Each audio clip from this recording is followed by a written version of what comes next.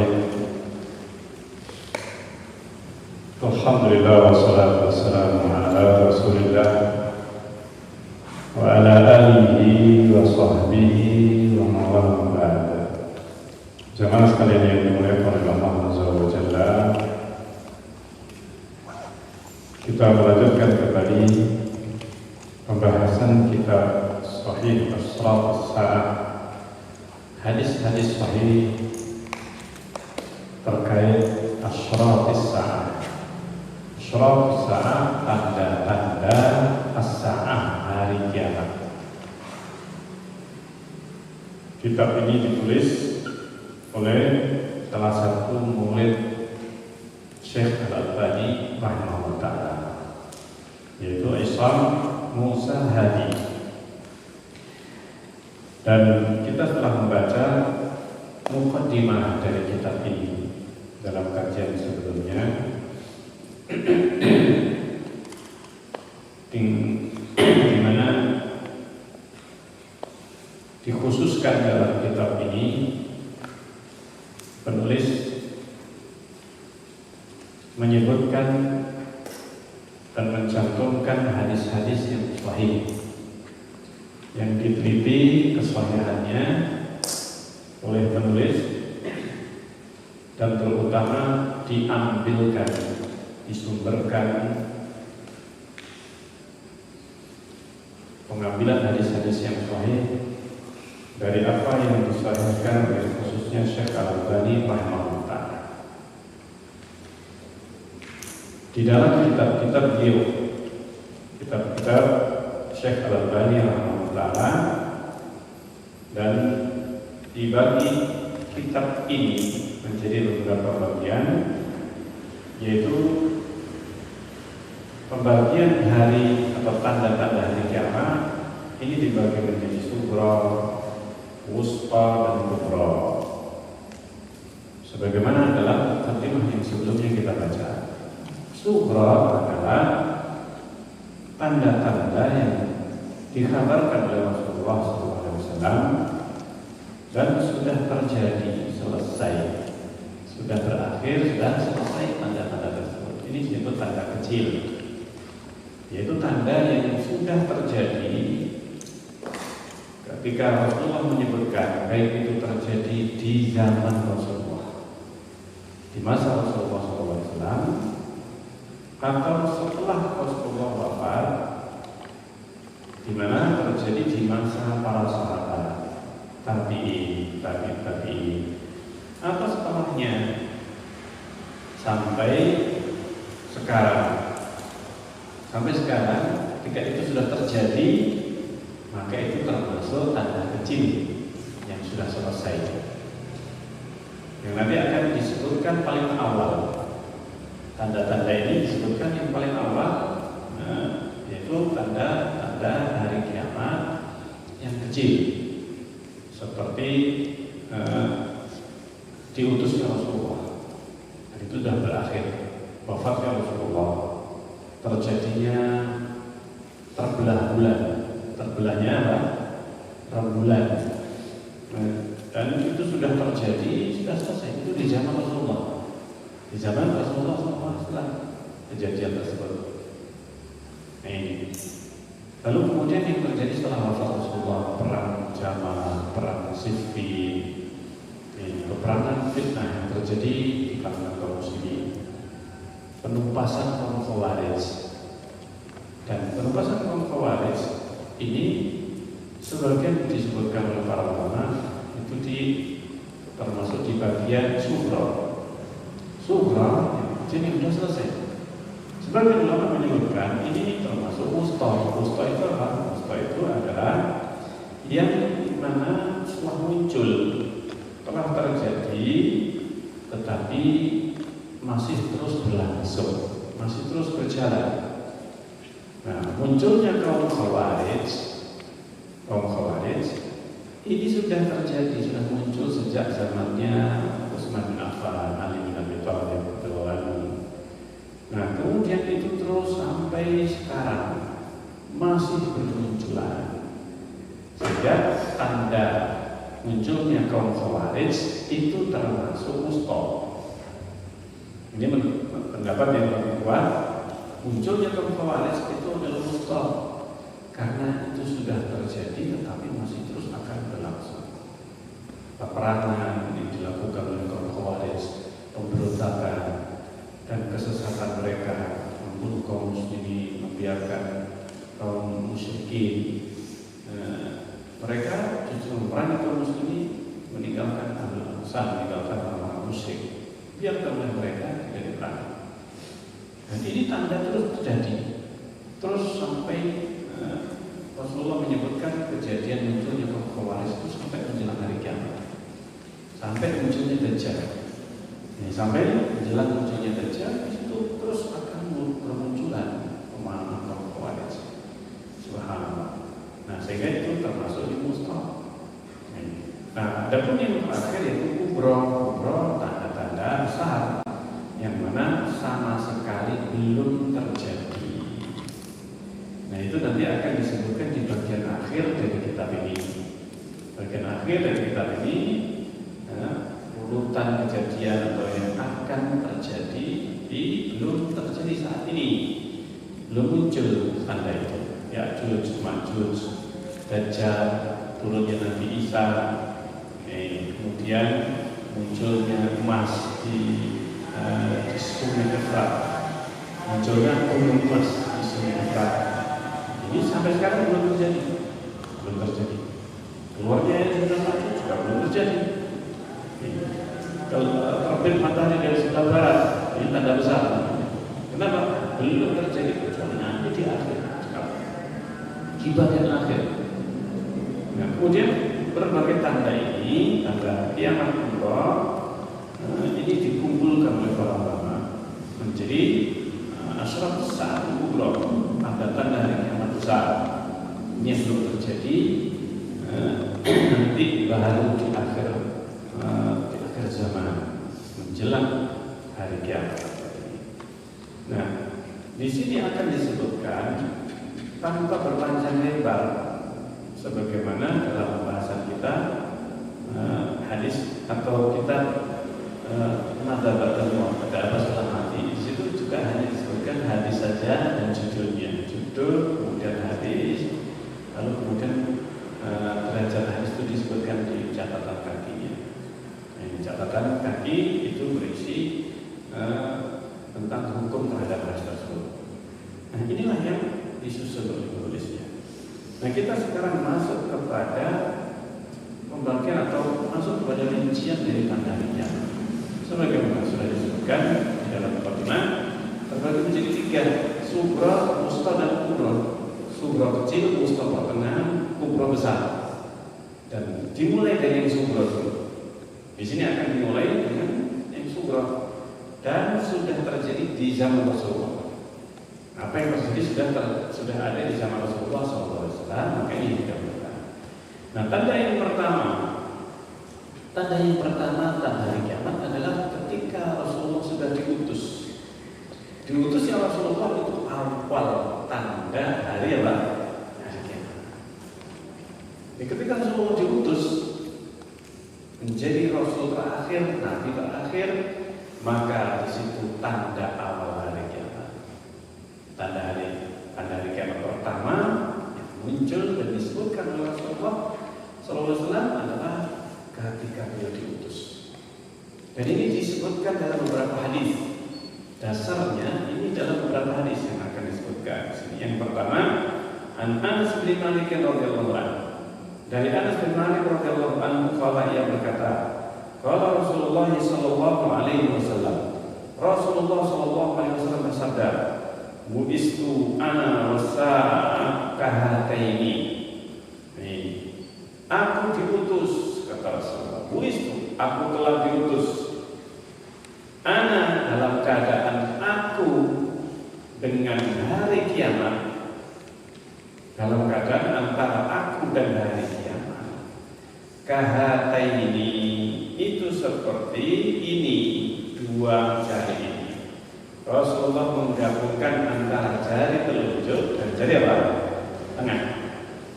Begini Rasulullah menyebutkan, bukan begini. Kalau Rasulullah menyebutkan ana ukafil kaful yatim kahataini. Aku dengan yang penjamin anak yatim seperti ini, dipisah antara jari telunjuk dengan jari tengah begini. Aku seperti ini dengan anak yatim, maksudnya dengan orang yang menjamin, memberikan jaminan, memberikan jaminan maksudnya menanggung beban hidup anak yatim. Jadi dia biayai sudah berapa biayanya anak yatim, makannya, minumnya. Kalau seandainya dimasukkan di pondok pesantren, saya tanggung sini sekian, per bulannya berapa. Nah, kehidupannya anak yatim ditanggung. Maka kafil itu orang yang disebut dengan kafil yatim.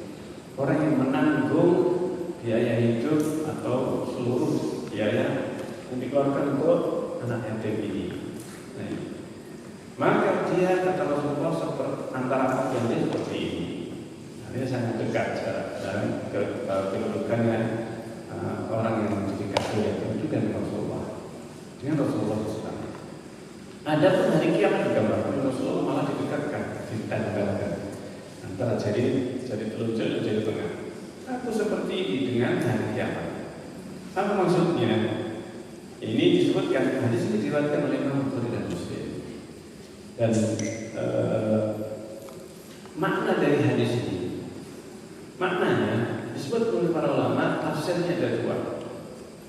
Tafsirnya ada dua. Disebutkan juga oleh Al-Hafidz Ibnu Hajar rahimahullah dalam Fathul Bari, dan juga para ulama yang lainnya seperti Nawawi dalam Sahih Muslim, Syarah Sahih Muslim.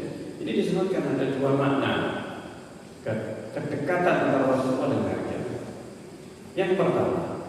Yang pertama adalah dekatnya hari kiamat dengan Rasulullah itu dengan digabungkan atau dilengkapkan seperti ini, bahwa antara Rasulullah dengan hari kiamat tidak ada lagi nabi.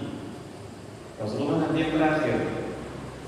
Jadi setelah Rasulullah maka tidak ada lagi nabi, tidak ada lagi nabi. Setelah Rasulullah langsung setelah itu nanti hari kiamat. Hari kiamat. Ini makna kedekatan Rasulullah dengan hari kiamat, karena tidak ada nabi setelahnya. Ini yang pertama, makna yang pertama yang disebutkan para ulama. Makna yang kedua maksud diutusnya Rasulullah. Nah ini buistu ana wa as-sa'ah ini. Aku diutus antara diriku dengan hari kiamat seperti ini. Apa maksudnya? Maksud yang kedua itu adalah jarak antara jari telunjuk dengan jari apa? Tengah. Selisihnya berapa? Selisih antara jari telunjuk dan jari tengah. Ini adalah gambaran kalau jari tengah ini adalah ibaratnya dunia. Sejak diciptakan atau sejak diturunkan Nabi Adam ke bumi ini, sejak Nabi Adam diturunkan ke bumi ini, panjangnya adalah panjang jari tengah. Dan Rasulullah SAW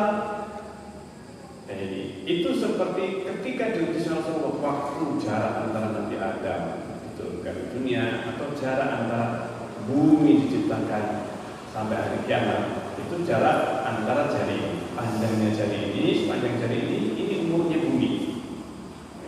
Sampai hari kiamat terjadi, itu nanti umurnya segini. Entah berapa lama. Tapi ketika Rasulullah diutus itu digambarkan seperti jari telunjuk, sehingga selisih antara jari telunjuk dan jari tengah inilah yang dimaksudkan antara diriku dan hari kiamat itu seperti ini, seperti selisihnya jari telunjuk dan jari apa? Jari tengah. Dua-duanya mungkin. Mungkin saja maksudnya yang pertama, saking dekatnya nggak ada nabi, dan itu benar. Bisa jadi makna yang kedua, dan itu juga bisa benar. Itu juga apa? Benar. Jarak selisih antara dua jari ini, itulah gambarannya. Maksudnya waktunya antara Rasulullah sampai hari kiamat itu seperti itu, yang tersisa dari bumi ini. Nah ini berapa lama? Sampai sekarang sudah 1400 tahun. Nah tinggal berapa lagi? Nah itu seperti selisih bumi ini. Nah seperti selisihnya antara Rasulullah dengan hari kiamat, jaraknya seperti selisihnya itu jari dan jari telunjuk, jari tengah dan jari telunjuk. Nah ini makna yang kedua yang disebutkan oleh para ulama, dan bisa jadi disampaikan oleh Rasulullah SAW. Ini selisih antara diutus Rasulullah waktu antara diutus Rasulullah sampai terjadi hari kiamat. Ini ada pun dari awal penciptaan atau dari awal Nabi Adam diturunkan. Nah, jadi di awal di sini pangkalnya, pangkalnya sama. Nah, sehingga di sebelah sini ini pangkalnya. Pangkalnya apa? Pangkalnya jari dua-duanya. Maka dari sini letaknya, mulainya. Selisihnya dari awal penciptaan sampai hari kiamat. Dari awal penciptaan sampai diutus Rasulullah. Nah, selisihnya ini yang nanti kapan berapa lama hari kiamat akan terjadi. Yang kedua, jelas di sini diutus Rasulullah sebagai tanda hari kiamat. Buistu sa'an wa sa'aka hadain. Yang kedua, an Abi Jubairah.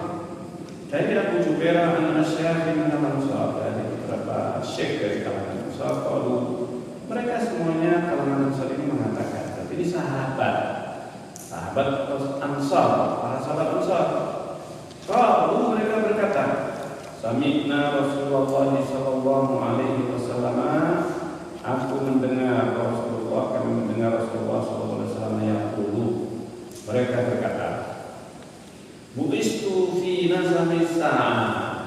Bu'istu, aku diutus fi nasamis sa'ah. Diutus dalam nasam, dalam nasamis sa'ah. Diutus dalam hembusan. Nasim itu hembusan angin. Itu namanya nasim. Hembusannya, hawanya. Ya, hembusannya as-sa'ah. Jadi nasim itu adalah aliran angin yang lemah, sepoi-sepoi begitu. Ya, itu hembusan, berhembus angin. Nah, itu yang disebut dengan apa? Nasam. Nasam itu hembusan lembut, hembusan yang tidak kencang. Hembusannya tidak kencang. Ini disebut nasim. Semilir atau sembriling atau apa namanya ini. Kalau angin sepoi-sepoi, angin sepoi. Nah, ini yang disebut nasim. Angin itu bertiup lemah, bertiup pelan, tetapi terasa nasimnya, terasa hembusan ringan. Hembusannya terasa sedikit. Nah, ini nasim namanya. Aku diutus itu fi nasamisa. Aku diutus dalam hembusan hari kiamat. Hembusan hari kiamat. Jadi hari kiamat itu ada hembusan. Nah, itulah diutusnya Rasulullah SAW. Ketika hembusan angin hari kiamat itu berjalan dan menerpa Rasulullah SAW. Ini menerpa Rasulullah SAW. Ina samisa. Jadi apa? Di awal tanda hari kiamat masih lemah kedatangan hari kiamat itu. Artinya meskipun masih agak jauh, tapi hawanya sudah terasa. Hawanya hari kiamat sudah mulai terasa sejak diutusnya Rasulullah SAW. Karena Rasulullah menjadi awal tanda hari kiamat. Diutusnya Rasulullah menjadi tanda awal hari kiamat. Kemudian hadis yang ketiga, hadis tadi diriwayatkan oleh Daulabi dalam Al-Quran, demikian juga oleh Al-Askari dalam As-Syifatul Muhaditsin. Dan ini bisa dilihat di dalam silsilah Al-Hadis Sahihah karya Syekh Al-Albani rahimahullah, hadis yang ke-808. Kemudian yang ketiga, Sahal bin Sa'ad As-Sa'idi. Dari Sahal bin Sa'ad As-Sa'idi radhiyallahu anhu, qala, ia berkata, qala Rasulullah sallallahu alaihi wasallam. Rasulullah sallallahu alaihi wasallam bersabda, masali wa masalus sa'ah. Perumpamaanku dan masalus sa'ah, perumpamaanku dengan hari kiamat. Kafari sirrihan, farasai. Itu adalah seperti dua faras. Faras kuda. Farasai dua kuda. Rihan perlombaan. Rihan itu sudah apa? Berpacu, sudah pacu. Rihan sedang dipacu untuk bertarung atau untuk dipakai taruhan. Ada rihan. Yang dipakai untuk apa? Untuk bertarung. Perlombaan. Siapa yang menang duluan? Siapa yang menang duluan, maka yang kedua, dua kuda pacu yang bersaing ketat. Dua kuda yang bersaing ketat, ini namanya kuda pacu. Mana yang lebih dahuluan? Yang lebih duluan mana? Ini kadang ini lebih menang, kadang di balap lagi, ya kan? Kalau balapan kan seperti itu ya. Kadang ini bisa jadi di putaran pertama ini lebih duluan. Ternyata putaran kedua justru ini yang kalah. Yang tadi kalah menang lagi putaran ketiga dan seterusnya. Maka terakhir finish ada salah satu.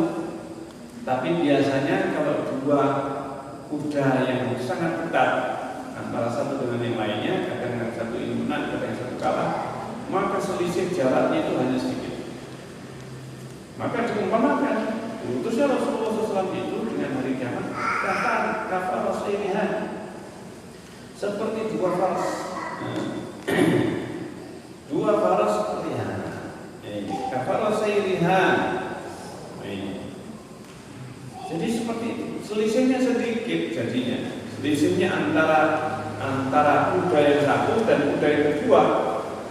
Jadi langsung berurutan, bersusulan. Nggak ada selanya antara kedua ini. Ini sudah nggak ada selanya antara jarak kedua kuda ini.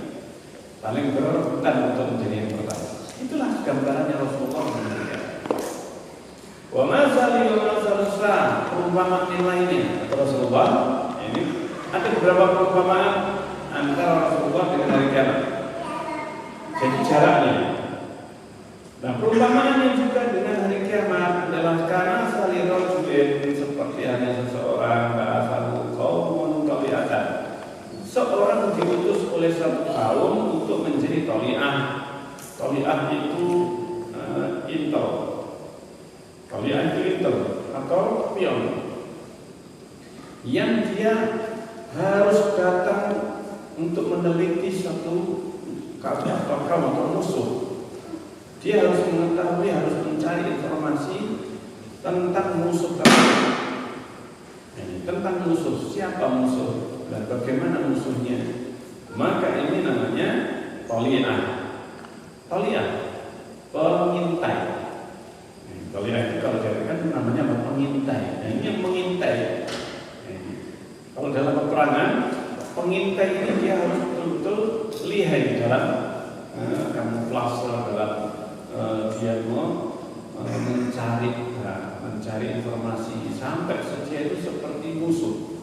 Bisa jadi dia mempunyai kemampuan untuk berbahasa dengan bahasa musuh. Bahasanya musuh. Atau tidak nampak kelihatan dia itu seperti musuh. Ketika berada di antara musuh ini, dia ya seperti mereka. Dia bisa berbuat, melakukan sesuatu yang sampai tidak diketahui oleh musuh itu sendiri, meskipun berada di antara mereka. Mata-mata intelijen. Nah, itu yang terjadi. Dan seperti halnya seseorang spion, spionase apakah intel. Falamma khasya an yasriqa ala hasabi. Toli'ah, pengintai ini atau pengawas, dia mengawasi. Falamma khasya, ketika dia melihat kejadian atau melihat sesuatu mara bahaya, karena dia mengintai di perbatasan, ketika dia melihat mara bahaya bagi kaumnya, maka dia kemudian melepas bajunya, telanjang. Ketika dia itu khasyannya sedikit ala habisaubihi, dia lepas bajunya, dia kibarkan, dia naikkan tangan, bajunya itu ditunjukkan sambil dia melepaskan bajunya. Dia lepaskan bajunya dan dia lepaskan. Kalau lebih parah lagi, peringatan itu betul-betul berbahaya. dia bahkan telanjang bulan. Toli'ah ini kalau melihat bahayanya ini sudah nggak bisa lagi ditoleransi. Bukan sekedar baju atasnya saja yang diangkat ke atas, bahkan telanjang bulan. Ini toli'ah ini. Dia telanjang bulan langsung dikibarkan pakaiannya ini, kibarkan. Dia lari. Ini biasanya dia lari memberikan sambil berteriak, bahkan kadang suara belum nyampe, tapi pemandangan dia telanjang ini akan kelihatan dari jauh. Supaya orang dari jauh itu sudah tahu, kok si bulan kok telanjang, atau kok ada orang telanjang yang bajunya diangkat ke atas. Ini bahaya ini. Berarti ini berita sangat berbahaya. Dia membawa berita penting dan tidak mungkin dusta. Kalau orang sudah seperti itu tidak mungkin apa? Dusta. Dia bisa menampakkan auratnya. Dan itu ada masalah. Kalau ada masalah, bisa menampakkan aurat. Malu orang itu. Tapi dia sudah tidak peduli dengan rasa malunya. Kenapa? Dia lebih penting untuk peringatannya didengar, peringatannya diperhatikan. Nah itulah perumpamaan Rasulullah. Rasulullah memperingatkan tentang datangnya hari kiamat seperti itu, seperti toli'ah Rasulullah yang telanjang tadi. Nadhirul uyan ini disebut orang yang telanjang ketika memberi peringatan toli'ah tadi, atau dia sebenarnya bisa jadi bukan toli'ah, bukan mata-mata, bukan ikat, tetapi dia ketika itu kebetulan melihat musuh berbahaya, melihat suatu barang bahaya, maka dia tidak lagi peduli dengan rasa malu. Orang Arab dan mereka mengenal rasa malu. Tapi ini adalah darurat. Meskipun dia membuka auratnya, tapi ini untuk kepentingan umatnya. Karena kalau dia tidak telanjang, orang tidak bakal mendengarkan. Tidak bakal mendengarkan. Bisa jadi saya pendusta. Kalau saya nggak lepas baju, ini betul-betul tidak lagi berdusta. Meskipun dia pendusta, meskipun seorang pendusta, kalau sudah lepas baju mengibarkan bajunya, meskipun orang itu dia pendusta, tapi kalau buka bajunya, sudah ini berarti dia pas lagi sedang benar ucapannya. Seperti halnya syaitan Abu Hurairah. Yang Rasulullah mengatakan selama kalau dia benar, padahal dia pendusta. Jadi kalau ada pendusta, sudah dikenal pendusta, dia mengangkat bajunya, telanjang bulan, dia mengangkat bajunya, berarti informasi yang dia sampaikan mesti benar. Ini orang Arab sudah tahu, mesti informasi ini tidak macam-macam, bukan lagi dusta. Dia pendusta memang, tapi sudah nadhirul uyan. Sudah menjadi nadhirul uyan, memberi peringatan yang telanjang. Nadhirul uyan namanya, memberi peringatan dalam keadaan telanjang. Maka ketika dia khawatir, yasbiqul qaum, yasbiqul an yusbaq, dia khawatir an yusbaq, ala hadis ini dia mengangkat bajunya, baik itu atasannya saja atau telanjang bulan. Ada utitum. Kalian didatangi. Utitum. Maksudnya didatangi musuh, datangi para bahaya, segera persiapan. Dari jauh langsung siap-siap kalian musuhnya. Hati-hati, ini musuh sudah dekat. Di belakang musuh ini mereka sudah kelihatan.